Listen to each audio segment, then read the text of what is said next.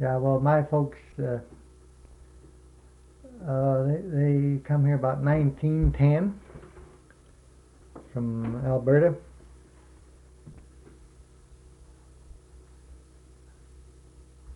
That was, your father's name was Wassel? Or Wassel, yeah. What was your mother's name? Jean. But her, that's translated in English. In Ukraine, it was Paraskovia. That was her name. So anyway, they came, well, immigrated from the Ukraine. It'll be about somewhere in the 1900, and they their first stopping point was in Ontario, and then they moved to Alberta. Was next. That was on Vegreville in Alberta. I don't know where that is. That was a big Ukrainian settlement. And then they had a store there. That clock there on the wall, that they bought that second hand at that time for $5, and that clock still runs. Wow. Well, it's not going now because it needs a little oil, coal oil or something in there to get it going. And then my dad was very interested in fruit growing, and he heard about this country. And there was a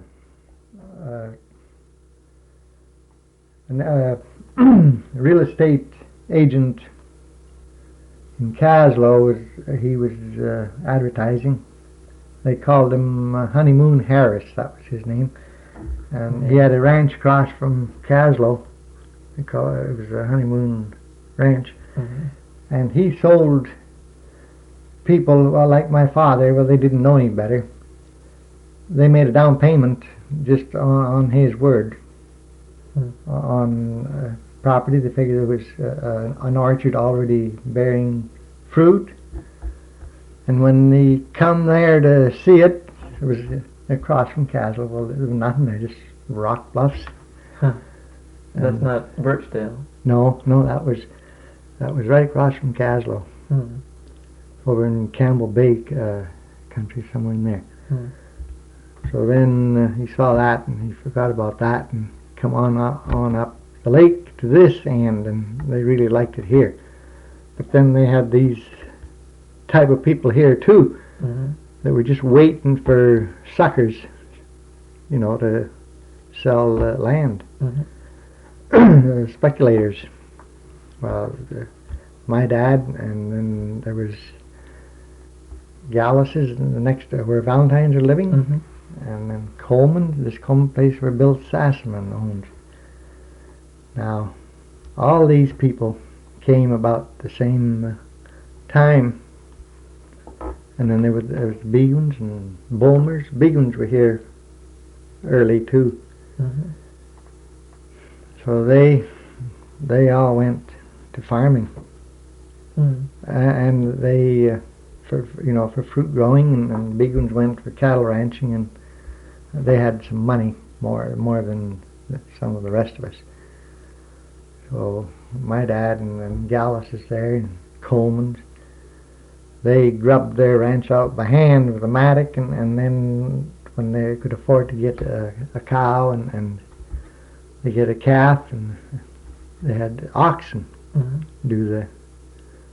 instead of horses, they had oxen to clear land, to plow and haul their provisions from the wharf up the hill to there's no road. That, if you know, it's that trail from the school, where the French school is now. There's a trail up the hill on the south side of the creek. Well, that was the main route before the road was in. Well, and they packed on their backs everything, and then when they got their oxen, and then they built the road, They put in more time free of charge, so they get a road. It wasn't just public. It Oh no, public work. No.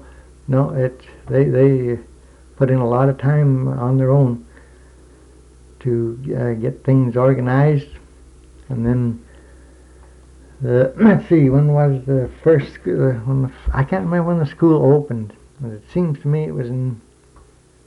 Well, it would have to be in see, I was born. Folkert was Jack Folkert was the first it teacher. 1919. He came back from the war and came and taught, I think he said. Something like that. Be 1900, somewhere in there. Yeah, because you see, I was 5 years old when I started school, and I was born in 1917. Mm-hmm. That'd be 1922. So it'll be about 19... I think he said right after the first war. Is that right? Yeah, the first war would be 1914. Yeah, about right. Because Mm-hmm. he was the first teacher, and all the settlers here went together and built the school, Mm-hmm. bought the lumber, and built the school. And Jack Folkert went to teaching. He was going to farm too, but he didn't. He didn't get to first base. He didn't know enough about it, so it was my dad that told him to. He'd make a better teacher than a farmer, and we needed a teacher to teach the kids. So that's how that happened. Well, education must have been pretty important to people like your dad. Well, yes, and you see, they couldn't speak a word of English. There was the only English speaking people was the Comans. The big ones were French. Did you learn Ukrainian at home first? At home, yeah, I did. And my wife and my kids just chewed the hind end right off me for not teaching them. See, I can speak 2 languages, and I can understand. And when you can, the French, it would be very easy for me to learn the 3rd or 4th language. Mm-hmm. But anyway, it so happened that I didn't teach my kids as much as I wanted to. Because for one thing, there again, you see, there was this discrimination sort of thing. Mm-hmm. People would laugh, you can't speak English, you know, and this sort of thing, and well, that wasn't good. Anyway, however, all us kids managed to learn English, and we went to school from grade 1 to grade 9 here. I went to grade 8. And I was 15 when I finished school. And then I went to work. Mm-hmm. Jack wasn't the only teacher you Oh, had no. then, was he? No, there was a lot of teachers. Mrs. Greenlaw here in Lardeau, May Greenlaw, Johnny Greenlaw's wife. Mm-hmm. She taught me when I was in grade 8. And then there was another Mrs. Greenlaw, Edna Greenlaw. Mm-hmm. She taught. Real good teachers. Did they all come across from Lardeau in the boat, or? We had we had a little school. There was a little school in Johnson Landing. There was one in Argenta. There was one in Lardeau. There was one at Cooper Creek. There was one at Meadow Creek. There was one at Howser. All one-room schools? All one-room schools. And the teachers taught from grade 1 to 9. Or 8. Some of them taught to 9 here. And then, well, when this rural center, they went to grade, I don't know, 9 or 10 there. Hugh Herberson taught there. And that was where the school was located, where the Friends School is now. That's right. I don't know. I still maintain that little red schoolhouse was the thing. You think you got good education? We got good education. And well, we had as high as 15 kids. That's quite a lot at one time in that little school. They were mostly girls, weren't they? Well, at one time there was all girls but me. That must have been pretty awful. Oh, it was. You had some brothers, didn't you? Her brother, one brother, or? Yeah, but he's 9 years younger than me, so I was pretty near through school. Coleman's had girls? Coleman's had all girls.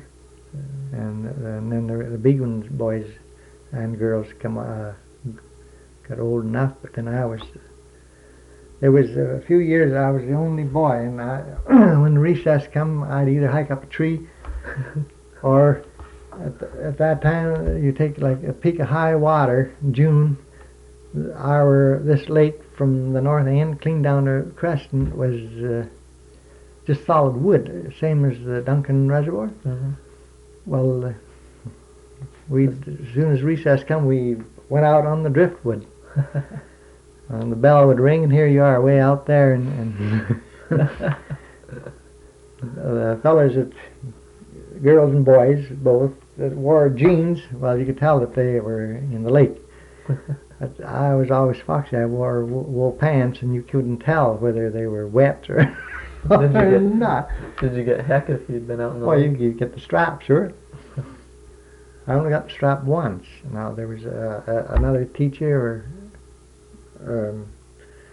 Mrs. Ringheim, taught school, Caslow, but she was our first teacher here.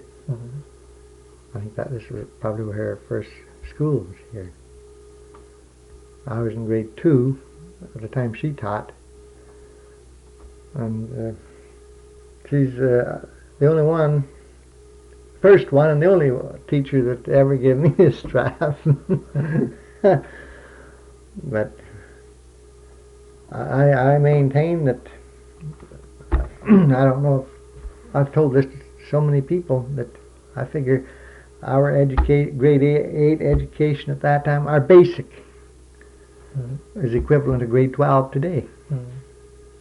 Because we learned to read, write, do arithmetic, and the whole bit. And we had the whole thing, art, and we had every Friday we would in the morning we have parliamentary, debates, and we went through the parliamentary system. That was tremendous. We all liked that. And then these debates about the country kids and the city kids, what was the most advantageous of the two? We always won here. The country kids always won? Always won. If you had to take the side of the city kids, what would you do? Well, I wouldn't know but we were all country kids. But I never got to be a city kid. I always managed to be a country lad, so it was easy. It was really. I think back to those days. Well, your parents, they had been storekeepers, and their neighborhood was Ukrainian in Alberta. That's right. So this was a big move to go away from other Ukrainian people. Yeah, and come here to a settlement where there was all nationalities. There was English and French and everything. What Dutch. About the Galluses? They were the same. They were Polish. And then I had 2 uncles followed my dad here, and they had. There was 5 girls and 2 boys in our family, and there was 7, and there was 7 boys in one of the other families, and 7 girls in another one. They came to Argenta? Yeah. Where did they live? Well, up at the Pollard place, at 8 acre. They lived there, but they weren't here for too long, because they were city type of people. Were they Sawczuks, or what was their name? Well, we were all Sawchuks. Sawchuk. That's the proper way to say it. But Jack Folkard, he was a teacher at that time, and he had such a hard time to keep us, apart. To what would you call it? There was 3 families of the Sawchuks, so he went to work and changed our name to Sawczuk. He did that. Yeah, Sawczuk. But the proper way is Sawczuk, S-A-W-C-H-U-K. So there were the Coleman girls, they were English. And then the big ones, they were French. There was someone named Volchek, or was that maybe earlier on? I don't know. I've been looking through some old land records. I wondered if they were the Volcheks. There were lots of people that came and went before the war. Oh, yes. And maybe they weren't. That might have been before my time. Yeah. You see, I can only remember, just go back as, I don't know, from what I've heard, and then from when I was old enough to remember. Well, you were born here, weren't you? I was born here. You were born in the house behind the... That little log cabin is still standing there behind the big house. Were you the first child? No, I was third last. There was, let's see, 4 sisters. Yeah, 4 sisters. Yeah, 4 ahead of me, and then there was 3 of us. Then I come next, and then another sister, and then a brother. So. There must have been plenty of work when you were growing up to do on your place. Oh, there was. When we got out of school, we had to hustle home and get the cows. They were running out on the flats. Milk. Did you you just let your cows free range? Free range, but we had to go and get them every night. Bring them home and milk them. The clearings that we had at home were strictly hay meadows to make hay, and we run the cattle out on the... What kind? Mostly Holstein. How many did you have? We shipped cream to the creamery in Nelson. It was a Curlew creamery at that time in Nelson, and then Palm Dairies took over. But the boat, you see, would come twice a week. The Moyer, or whichever boat it was, Kaskanook or Noshukin, and shipped your cream in 5 and 8-gallon cream cans. You must have had to have a good chill room to keep that fresh. We had a system, water running cold water, kept them in that. Could you keep enough hay in that barn for your animals, or your cows and your oxen? Well, there was another big hay shed adjoining that, but that's been taken down. And then we had a big hay shed out in the field right at the end of the field. Well, we could grow enough hay, and then silage. We had a silo, one of those concrete down at the pit, 10 feet in diameter and 20 feet deep. It took exactly an acre of corn to fill that. Where was your cornfield? Well, we'd plow up an acre every year in a different spot out in the hayfield.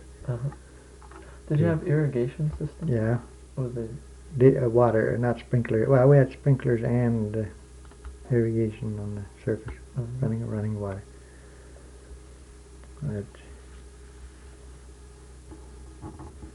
Then we had fruit, cherries. Here, mostly cherries here. John's Landing was apples and cherries. They were mostly fruit. We were the first to have cattle and a dairy herd, and then we switched to beef, and then finally had to end up getting rid of everything. During the 30s, we sold choice steers for 5 cents a pound. That was in the late 30s.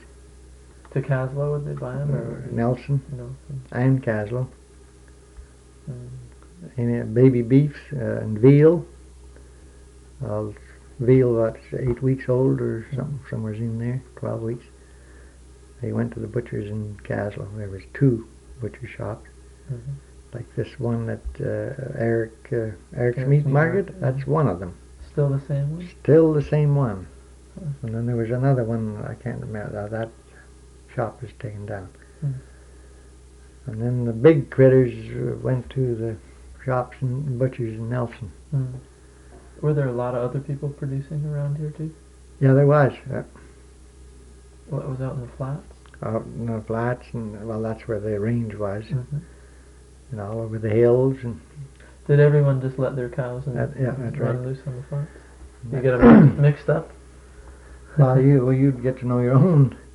But Gallus has had the biggest steer in the whole Kootenai Valley at that time. He dressed when he was butchered 1,600 pounds. He was over a ton on the hoof. Did they keep him for breeding? No, he was their the oxen. And boy, he could pull a load, that feller. Mm. You take a horse that weighs a ton is quite a chunk of horse. Yeah. Or you take a cow critter at a ton, and his horn spread. Well, he couldn't get in that 6 feet. Yeah. And he was out in their field. Did you have to watch out for him? Was he? He was quiet. Oh yeah. And then when they were advertising to sell the flats, this man Hannah, you might have heard of him. He took that steer. He bought him from Gallus. He took that steer down to Nelson and took him up and down this Baker Street advertising the Argenta flats. And he was never on the flats. He was raised on the hill up here, benchland. Hannah was going to sell the flats. He Yeah, was the guy who owned the hotel, did he, in the flats? Yeah, he owned Hannah, and there was others before him. But that was really something. There was quite a bit of cattle ranching. Was Hannah's place that little cabin or was it that sort of just south of Roy's potato field? There's a little cabin left there. Was that Hannah's place? Well, that was I think it was a chicken house. Oh. It was a house, but it burnt down. A big house? Oh yeah, and there's big buildings and everything. When did it burn? Oh, that was in the late 30s. No, it'd be the early 30s. The war, Second World War was started in 39. Do you remember the fire? Was that a big thing? Oh yeah, you could see it plain.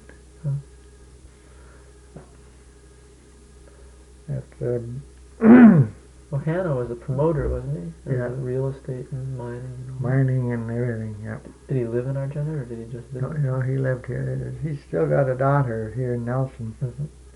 Mrs. Oliver. Real nice lady.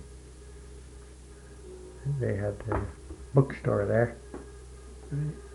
Magazine, and then they sold out and moved to Balfour, I think. Yeah, that's where they live now. Yep. At sawmills, there was a mill in Lardeau, one at Cooper Creek, and a big one in Gerrard. That was, what was the name of that company? Had something to do with the down south, didn't it? The name of it was kind of funny. Had something to do with down near Castleton, didn't it? I can't remember. I think Severn was one of them names. But, it was a big mill. And that was at the head of the railhead up there. Railhead. So they sawed all the wood from up around Trout Lake. Trout Lake and all around up the Lardeau Valley.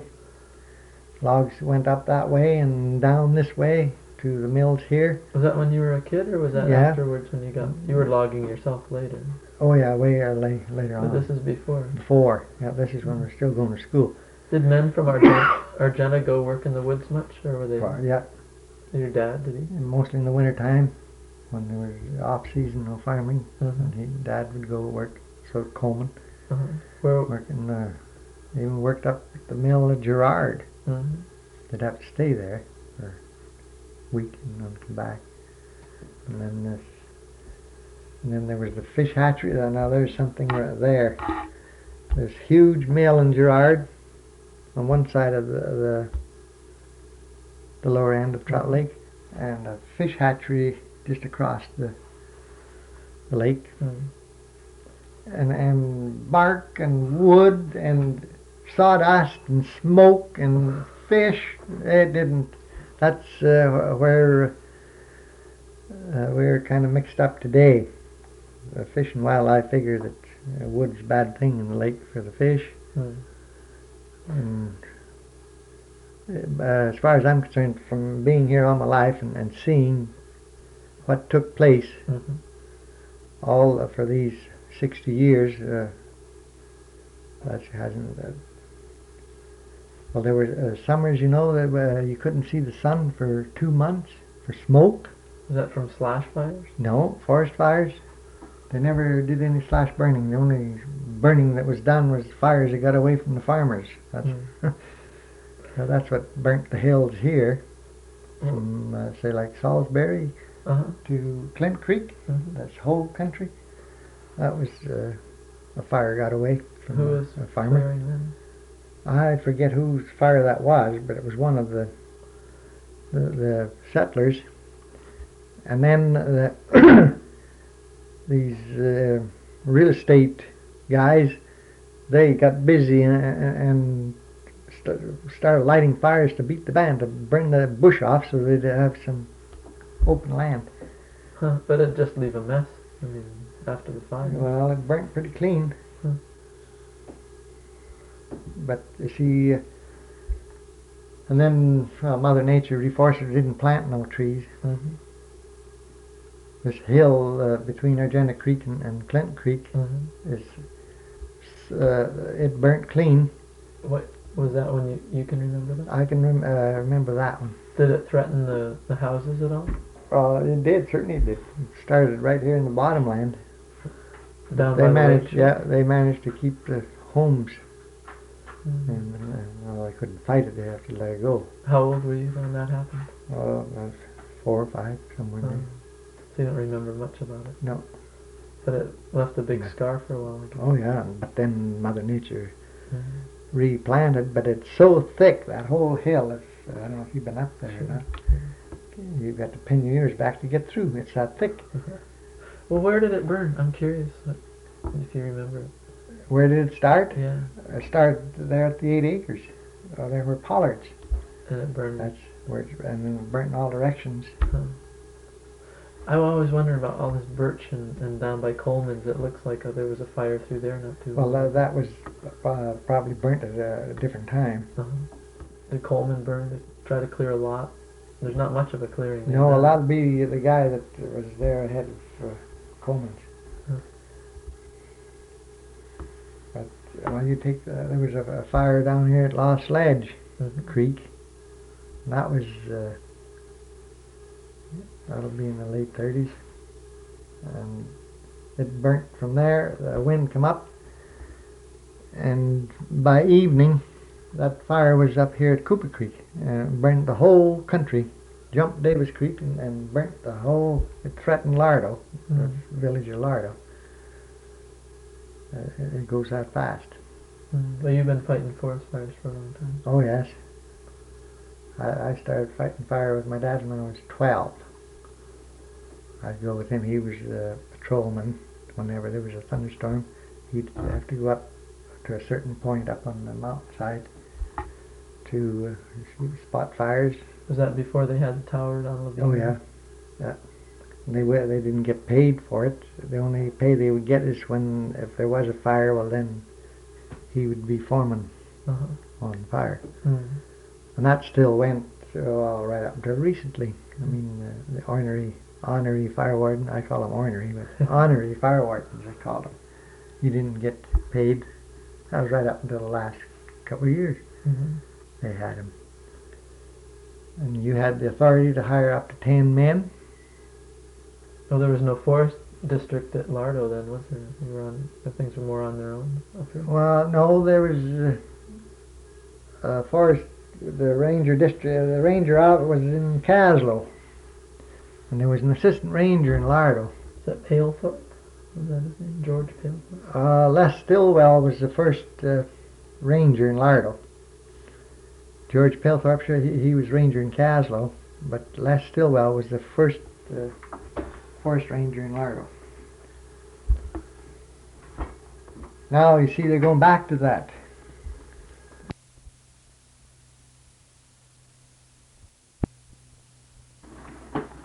We logged here for 40 years in this Argenta area. You had your own contracts. Selective logging. We had our own timber, we had our own property, and then crown land, timber sales. Who bought your logs? But mostly KFB now, but it was changed hands about 3-4 times. It was a match factory. Eddie Match. They had what is KFB now, and then Glacier Lumber Company, they called it. Who was that? Well, KFP, only it kept changing. Now it's KFP. Well, there was a good market for poles too, wasn't there? Oh yeah, there was. Poles? Yeah, Did you ever cut cedar poles? We in the 50s, early 60s, we had a pole peeling plant in Lardeau for manufacturing the poles. And my brother-in-law and Jim McNichol and I run the thing for the company. And we shipped, I don't know, 4 or 5 carloads a week. Did you ever log with a horse? Oh yes, that was the first horse and old crosscut saw. That was the first. That was for clearing, or was that something like up Hamill Creek? No, for logging, for earning some money.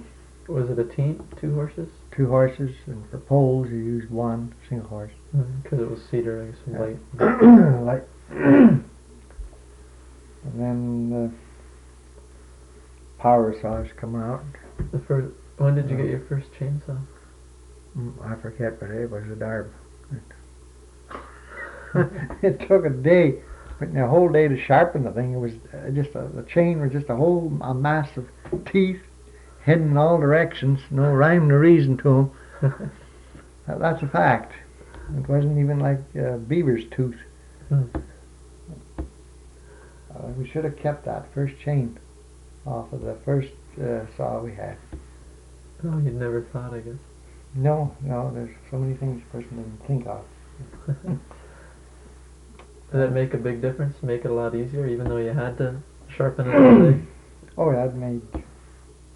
Well, 2 men had to buck with the crosscut. You had to put out 16-foot logs a day, and then you had to hustle until some of the Swedes come. And one, there was a Swede in particular. He could make 100 logs in a day himself, single.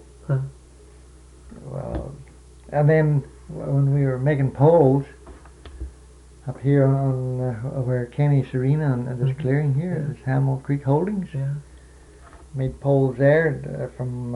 It was the last bunch of timber that Kootenai Cedar. It's a company down in the States. They were called Kootenai Cedar. Oh yeah. They owned what KFP has got now. Those holdings, and this was one of them.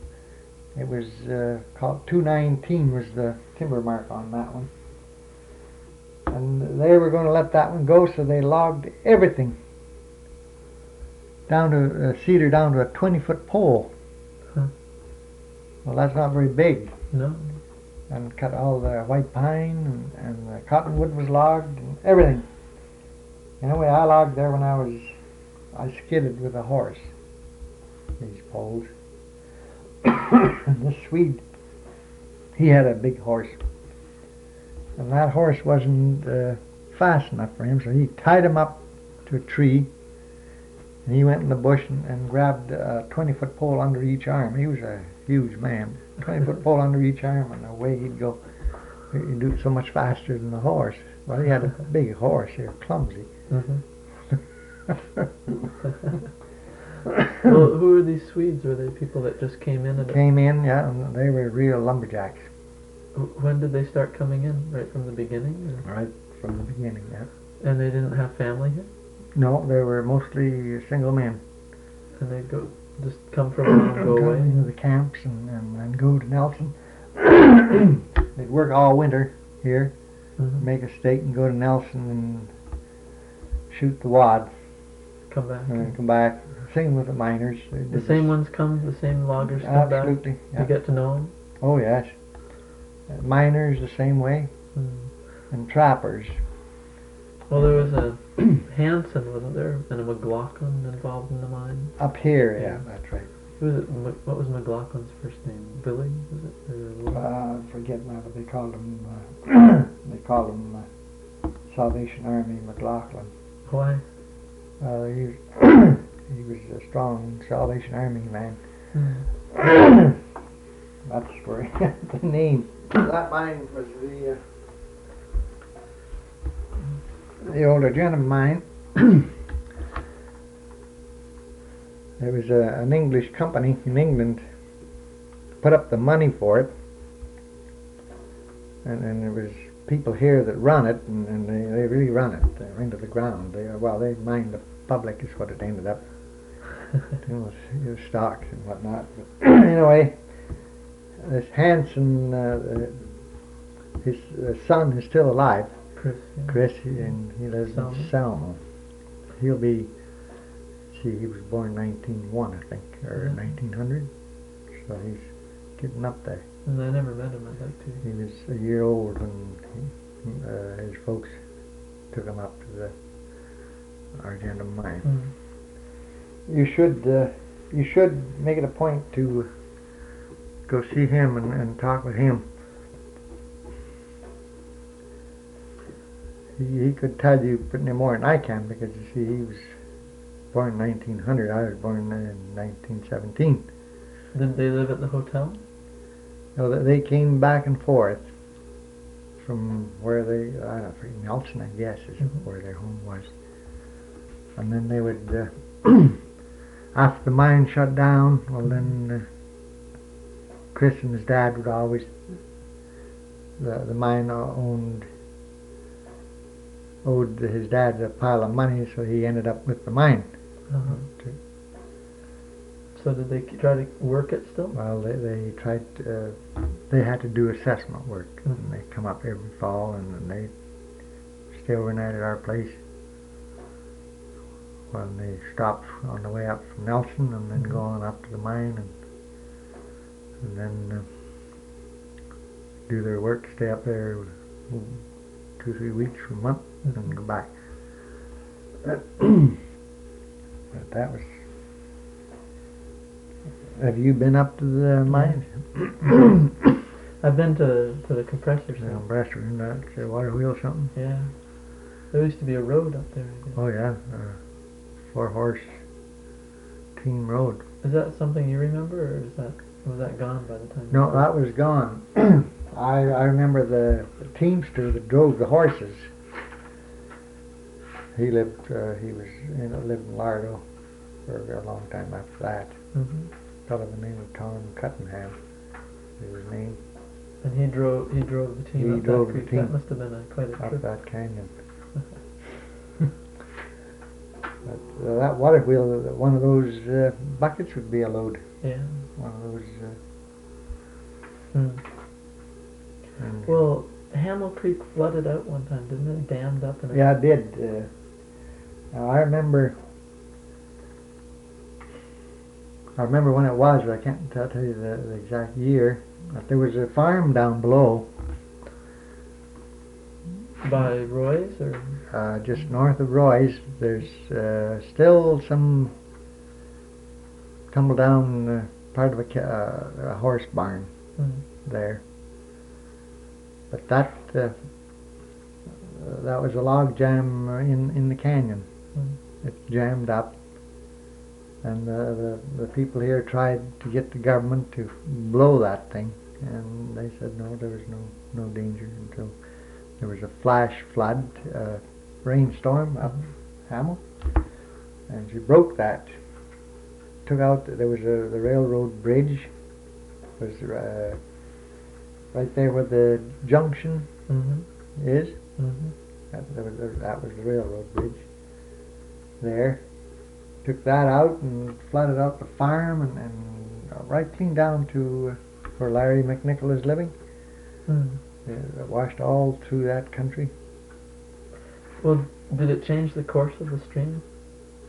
So it goes in a different place? Yeah, the creek used to go straight out to the river, but now I see it turns. And but it isn't with that fire in 1971 up Hamill Creek. That could happen again. All that dead timber is sliding. There's snow slides coming down.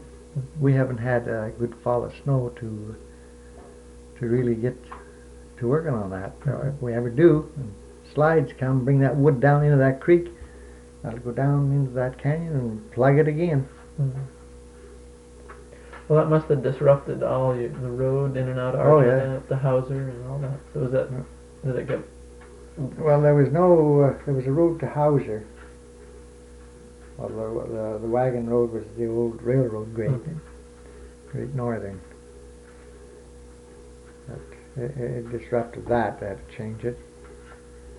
That's when they went up around and put the bridge across at the mouth of the canyon. I don't know if you've been there or not. That's up above, where Bill Sassman was cutting his house log? Yeah.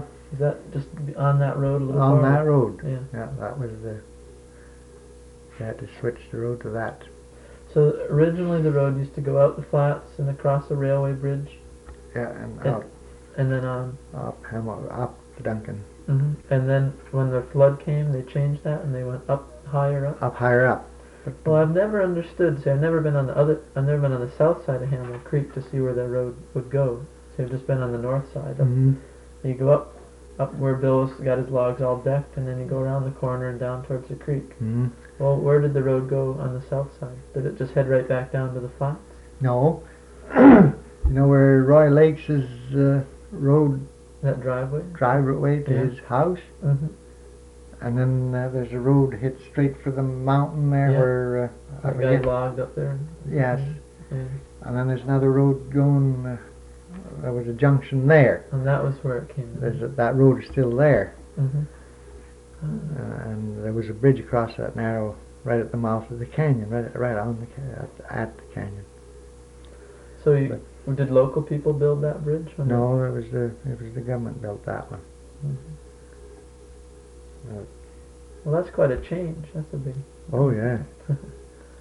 Yeah, the biggest change was when they took the steamboats off and put that ruined this country.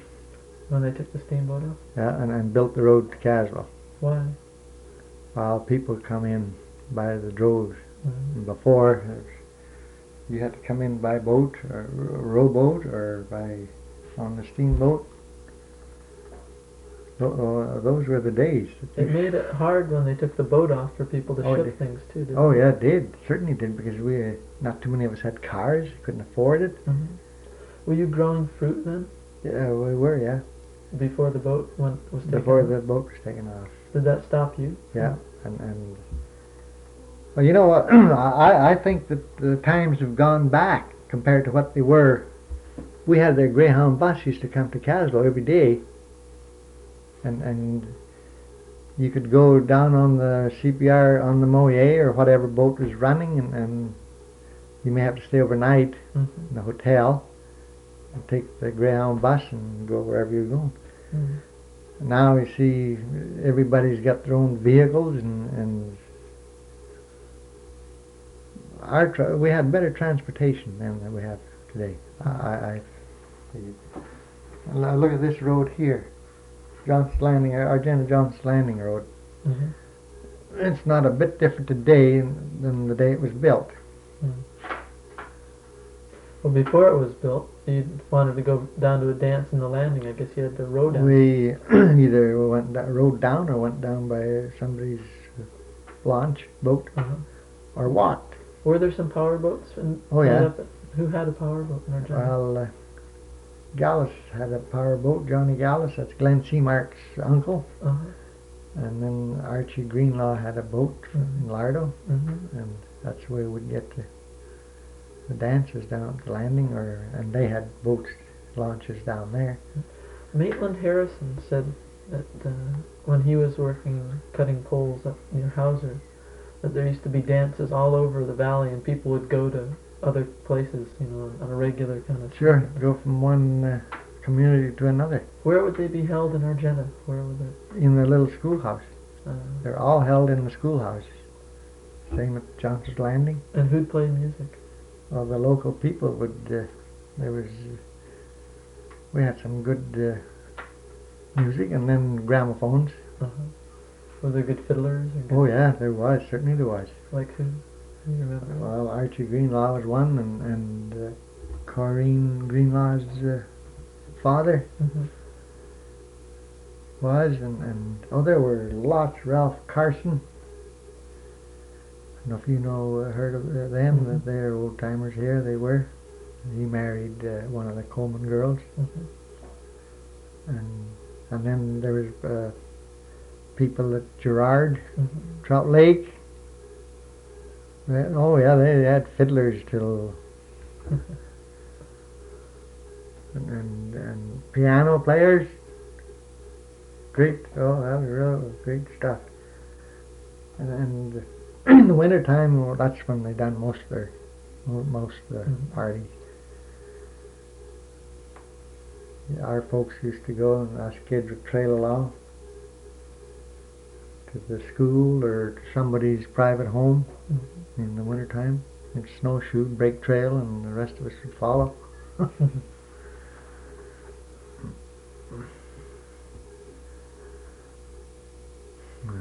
It's sure amazing how things have changed. And, Oh, yeah. of course, they're bound to change, certainly. Got to. Do you ever remember the hotel as a hotel, or was it always a private residence? Here? Yeah. No. I remember when it was still the building was a hotel, but it wasn't used as a hotel. It was a private. Mm-hmm. But Lardeau had one that was still mobile when I was about 8 years old. I used to go over there with my dad. Dad had a launch, small putt-putt, Uh-huh. and and there was a store there, Mm-hmm. and we'd take farm produce over and trade for groceries. And then Dad would always stop at the hotel, at the bar. I'd wait outside. Well, there were some great old times. Yeah, that hotel ran for quite a while with the bar, and What was it called? Do you remember? I can't remember the names. There was 3 hotels in Lardeau. Mm-hmm. There's one where Alarics are living, if you know, and then the one the Art Waite building. Those two were, there was hotels in those 2 places, and then right across the street where there's a trailer there right now. Mm-hmm. Oh yeah, sure. Just across from the CPR building there. Was that the real center of Lardeau? Yeah. The CPR station and the hotels there? Yeah. Mm. Did you ever ride the train up to? Oh yes. Yeah, and then after the train pulled out, and they had what they called the galloping goose went up. What was that? It was on run on the railroad Mm-hmm. on the wheels, and it was a Model T Ford. Was it? The whole thing, the chassis and the front end, the motor and the engine hood and everything, and then they had a sort of a caboose behind. Mm. Well, they could haul a dozen passengers or more. Who ran that? There were different people around that, Mm. but the last one was Archie Greenlaw. Mm. Ran that. The galloping goose. Yeah, that's what it was called. Why did it get that name? I don't know. Go on firefight, and we go in that thing up to Gerrard, or on a speeder. What was a speeder? Well, it was just 4 wheels and a deck and a motor on it. Mm.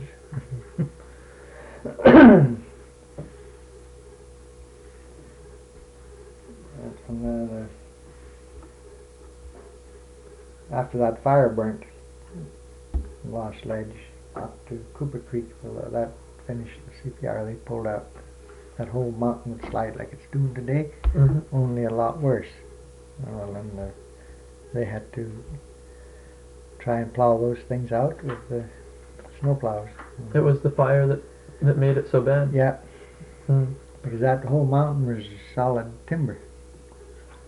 And when the fire went through, it just burned it clean. There was the only odd snowshoot before. And now, whenever there's a heavy fall of snow, it comes from the top anywhere, through the woods anywhere.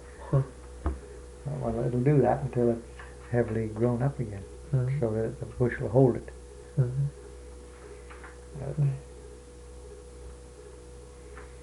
There's many times when they'd come to plow, a plow would go in and get halfway, say up to 1 mile or 1.5 mile, 2 mile, and slides would come down, and there you'd be stuck, couldn't go ahead or back. So then the CPR would have to go in and barge in another plow to get the plow that one up. Got too costly, I guess. Well, they must not. By then, they must not have had much to haul either. No, they didn't. No, the boom was over. I guess the boom was over almost by the time they got the rail line built with mines. There was never much was there after. No. You never worked in a mine, did you? I worked in this one, what they call the Hamill Silver Lead now. Up on Lavina? Yeah. I worked, that was called the St. Patrick mine. Who owned that? There was Brochet, Jean Brochet, he a Frenchman. Him and his partner, he had a partner. And then they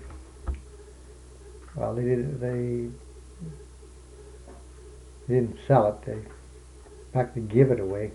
He died, and then some mining shysters from Spokane come in and got it from Mrs. Brochet for give her a down payment, an option to buy, and that's all it amounted to. And then I worked there all winter and never got 5 cents.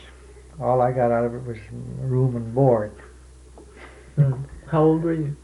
I was about 17. Was that one of your first paying jobs then, besides firefighting? Yeah, my first paying job was firefighting.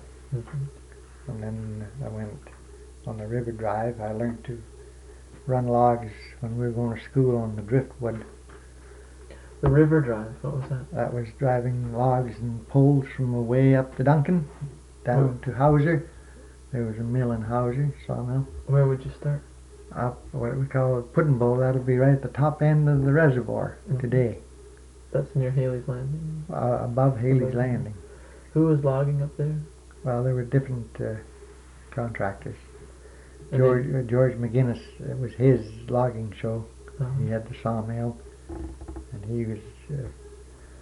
he was a cedar pole man actually, but he had to take out the butts of the poles.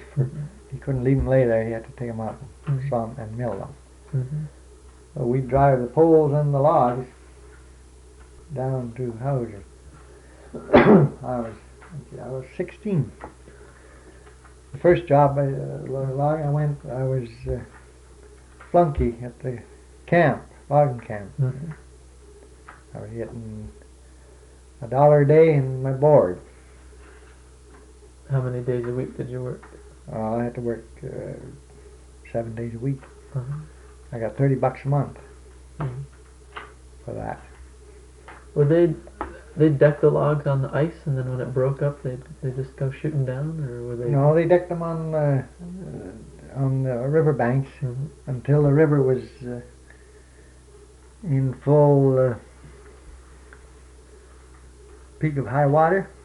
They didn't raft them, did they? No, you couldn't raft them yet. You just dumped them in, rolled them in. They rolled them in by hand at that time. And you were working with boats? River boats. Do they have outboard engines? Outboard engines on them. Do you remember Roy Green? Was he part of that? From Casla, building those boats and working on the river? Yeah, I remember him, working there. And then there was the different ones. Did anyone build boats in Argenta? There was a feller that built riverboats up at Howser. That was Mackie Bennett was his name. He's the man that engineered and was foreman on the student crew.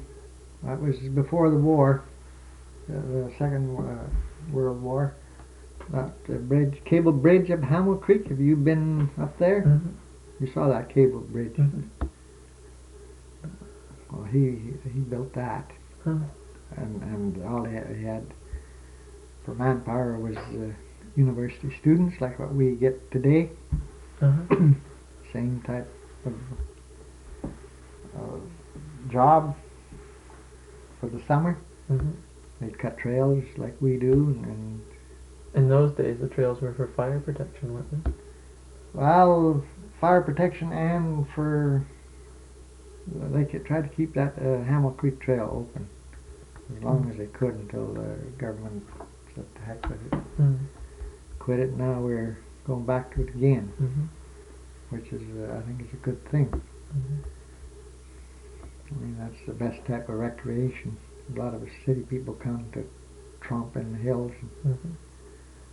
Did you ever trap up there? Beg pardon? Did you trap? Oh yes, yeah. I've got Hamill Creek as my trap line. Still is today? Yeah. Are you trapping this winter? No, I worked until November with forestry, and then the wife and I went for a trip down to Bermuda, Mm-hmm. and then January's always a poor month. November and December are the months to trap up these creeks on account of slides. Mm-hmm. So you get the same thing up these creeks as what we got there. Mm-hmm. Only you have depends on your snowfalls, and you have dry slides and then the wet slides. Did you earn much money trapping? No, just a hobby. But a lot of people trap, didn't they? Jones. In the 30s, there were trappers that they made more money than loggers or anybody else. Take up at Howser, the trappers, there was old Earl Stevens and Slim Hatfield and Billy Clark. Those three at that time, well, Earl Stevens and Slim, they'd get around $5,000. That was in the 30s. That was a pile of money. Was Earl Stevens a native fellow? Was he an Indian? Indian, yep. So was Slim Hatfield was part Indian. Were they Kootenai Indians from around here? Well, I couldn't tell you that. But they were great men. And they trapped almost all the time? That was their after they come. Well, I don't know about Earl Stevens. I don't think he was in the war, First World War, but Slim Hatfield was, and he only had one lung. Come back with one lung. Huh. But that's what they're bachelors. They'd make their same as these loggers, these Swedes. Make a stake and go to Nelson, and they'd get rolled and robbed and whatnot, and get all soaked up in liquor, and then wake up the next morning and they had nothing. Back they'd go up on the trap line. Did most of the people come through Lardeau, I guess? So that when a lot of passengers wouldn't be getting off in Argenta, would they? On the boats, like all these loggers, they'd go through Lardeau, wouldn't they? No, they'd come the loggers wherever the logging was. A lot of it was right here on this side, but for up above, for the Duncan country, well, yeah, they'd go to Lardeau and then up the rails to the Howser station. But trapping then was marten would bring as high as $150 for a good marten. That was during Depression. Did you get many? I didn't trap at that time. You were logging them? Logging. I didn't have a trap line. Trap at furs are coming back again. Yeah. Did your dad trap? Just locally around here. He had this trap line from Fry Creek to Hamill Creek. That's all government license? Yeah. Alfie Coleman was a postman in Argenta, wasn't he? Tommy Coleman. Tommy Coleman. Yeah, he was a postmaster. And before him, there was a fellow by the name of Jack Roberts. Mhm. He had